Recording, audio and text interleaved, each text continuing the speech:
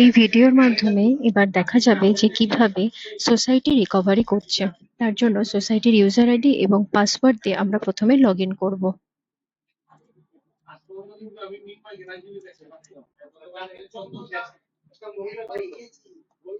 Log in করার পর সেখান থেকে লোন রিকভারি, এখানে দুটি সেকশন রয়েছে, আনঅ্যাপ্রুভ রিকভারি এবং অ্যাপ্রুভ রিকভারি। যে রিকভারি গুলোকে অ্যাপ্রুভ করা হবে না সেগুলো এইখানে লিস্টিং এ দেখতে পাওয়া যাবে এবং অ্যাপ্রুভড হয়ে গেলে অ্যাপ্রুভ রিকভারি সেকশনে দেখা যাবে। এখন আমরা রিকভারি করার জন্য এই রিকভারি বাটনটিতে ক্লিক করব।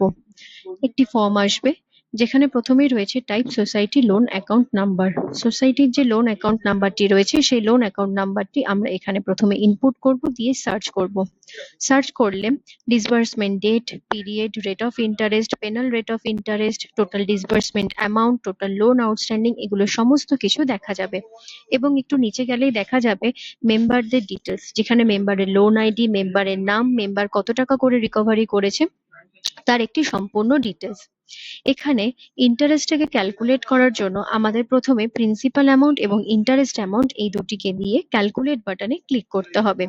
ধরুন আমি ইন্টারেস্ট অ্যামাউন্ট দিলাম 1500 টাকা এবং প্রিন্সিপাল অ্যামাউন্ট দিলাম 500 টাকা।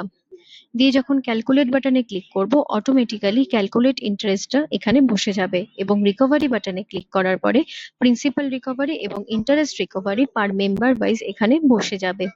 তারপরে সাবমিট বাটনে ক্লিক করব। রিকভারি ডান সাকসেসফুলি।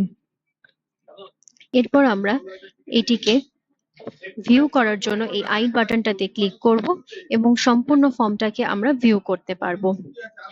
এখন এই লোনটির কি স্ট্যাটাস রয়েছে সেটি জানার জন্য ভিউ লোন বাটনে ক্লিক করব। এটি আমি যে সোসাইটিতে রয়েছি সেই সোসাইটির এসএইচজি গুলোর লোন গুলোরই আমি শুধুমাত্র স্ট্যাটাস গুলোকে চেক করতে পারবো। সেটা চেক করার জন্য গ্রুপ নাম, গ্রুপ কোড অথবা সোসাইটির অ্যাকাউন্ট নাম্বার আমাকে প্রদান করতে হবে। আমি এখানে সোসাইটি অ্যাকাউন্ট নাম্বার দিয়ে সার্চ করলাম, করলে সোসাইটির অ্যাকাউন্ট নাম্বার, সেই গ্রুপের নাম এবং গ্রুপ কোড দেখা যাচ্ছে। এখানে অ্যাকশন বাটনটিতে ক্লিক করলে আমি সেই গ্রুপের ডিটেলস এবং সিসিবি থেকে আসা সেই লোনের ডিটেলস এবং তার ট্রানজাকশন ডিটেলস, ডিসবার্সমেন্টটি যেখানে অ্যাপ্রুভড হয়ে গেছে কিন্তু যে আমরা রিকভারিটি করেছি সেটা এখনো আনঅ্যাপ্রুভড অবস্থাতে রয়েছে। আরেকটু নিচে গেলে মেম্বারদের ট্রানজাকশন ডিটেলস আমরা সমস্ত কিছু এই ভিউ লোনের মাধ্যমে দেখতে পারবো।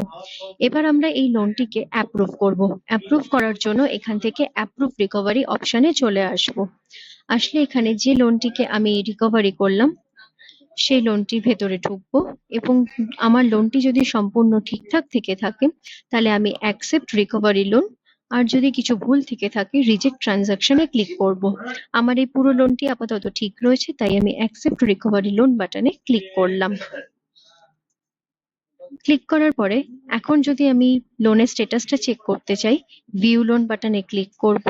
সেম ভাবে গ্রুপ কোড বা গ্রুপ নাম অথবা সোসাইটির অ্যাকাউন্ট নাম্বার দিয়ে সার্চ করব। সার্চ করার পরে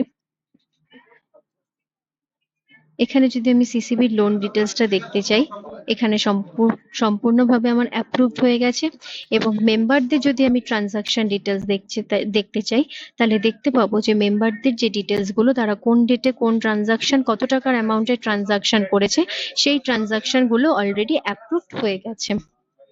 তাহলে এই ভিডিওটির মাধ্যমে আমরা সোসাইটি লেভেল থেকে কিভাবে রিকভারি করব এবং লোনের কিভাবে স্ট্যাটাস চেক করব সেটি আমরা এই ভিডিওর মাধ্যমে জানলাম।